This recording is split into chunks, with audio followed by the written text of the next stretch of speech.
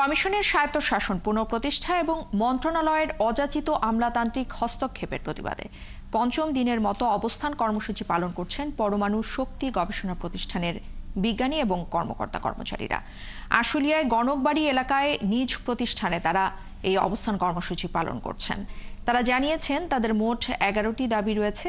বর্তমান আমলাতান্ত্রিক যে হস্তক্ষেপ করা হচ্ছে তা থেকে তারা বের হতে যাচ্ছেন।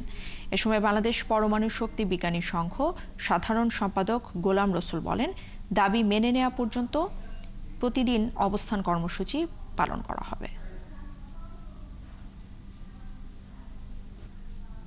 গত 22 তারিখে আমরা একটা সংবাদ সম্মেলন করেছিলাম আমাদের বাংলাদেশ এটমিক এনার্জি কমিশনের স্বায়ত্তশাসন প্রতিষ্ঠার দাবি এবং আমাদের এই কমিশনের উপর মন্ত্রণালয়ের যে অযাচিত হস্তক্ষেপ এবং কর্তৃত্ববাদী আচরণ এর প্রতিবাদ ছিল এবং তারই ধারাবাহিকতায় আমাদের এই কর্মসূচিটাকে আমরা কন্টিনিউ করতেছি।